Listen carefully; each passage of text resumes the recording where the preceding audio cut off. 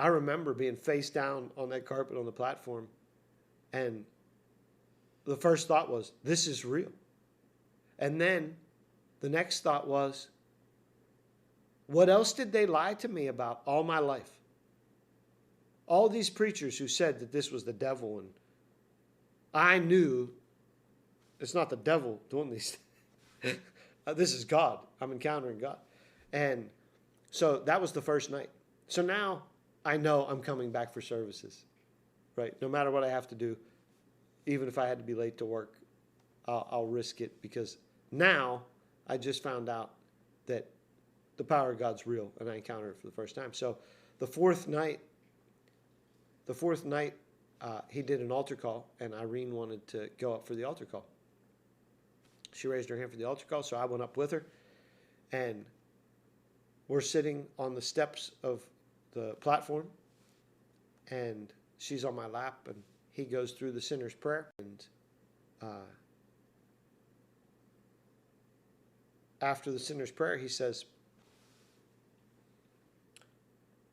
anybody that needs healing in their body, he said, wherever you have pain, you put your hand there and raise your other hand to God. He said, and when I pray, God's going to touch you and heal whatever it is. And I remember as soon as he said it, I thought, it can't hurt. And I put one hand on my back and raised my other hand. Because in my head, what I was thinking was, 4 days ago, I didn't believe in getting slain in the spirit and falling down, and the power of God physically makes it so that you can't stand on your feet. That's why people fall down. And if that exists, then the power for immediate healing may exist too. So why not do what he says? The last time I was obedient, I had breakthrough. So I put one hand on my back. My daughter's still sitting on my lap. He prayed. And when he prayed, it was like a light switch. 3.5 years of excruciating pain in my back. And it was like somebody turned a switch off. There was, some people say they get this warm feeling or whatever. It was literally like shutting the power off of pain. And when you're in pain that long, I mean, you kind of get used to it being there, but you know it's there all the time. But the pain turned off. And I was afraid to even speak out that it happened because I didn't want it to go away. So it was like 3 days before I even told my wife that I had been healed. And I came in the room, and I physically did some things that I couldn't do. And she said, yes. And at the time, like when she said yes, like asking a question, I thought she didn't understand, but it wasn't that she didn't understand. She actually wanted me to speak it out. And so I spoke out. I said, I'm healed. I have no pain. It's like, I'm healed. And so, from there, it was, my eyes were opening to all these things.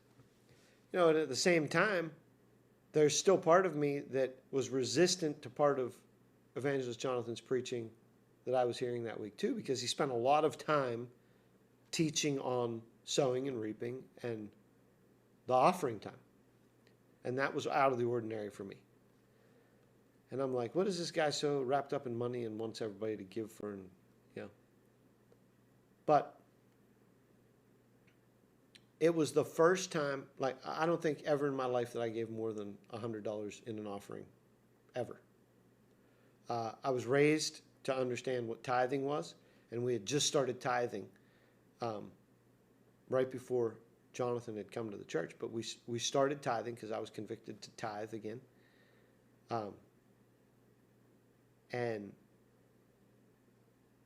we could see the change just from the tithing. But as far as offerings above the tithe, it was just meager, just here and there, little bits. So never given anything substantial. And so it was the second week when he returned, which was towards the end of January, and he kept saying in his offering message, and you spell thousand, THOUSAND. And I remember thinking, yeah, like people were writing you thousands of dollars worth of checks all the time.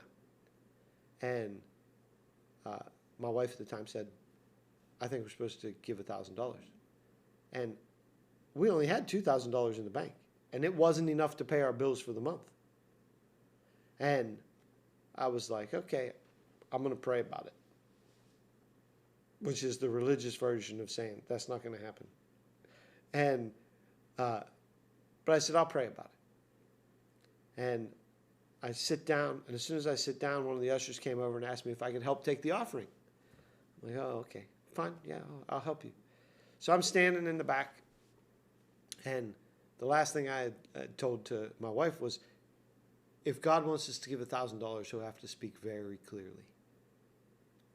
And I'm standing there as one of the ushers in the back of the church, and Jonathan opens up his Bible, and he says, turn to this passage. And he starts reading, and he says, Solomon sacrificed 1,000 bulls. And this is not a joke. I mean, there's people sitting, I'm standing there, you know, and I went, give me a break. Like, out loud. And the guy next to me just looks up, gives me this crazy look. But I wasn't speaking out to him. I was speaking out to God. Give me a break. Like I said, you'd have to speak clearly, and you just did. So now I know that that's what I'm supposed to do. So we did give 1,000. And I don't think it was that night. I think it was the next night, because I was still like holding on. And he came back 3 weeks later. So now we just gave away half of our net worth, essentially, because we only had $2,000 in the bank, gave 1,000 away. But it wasn't giving it away. It was sowing it into good ground.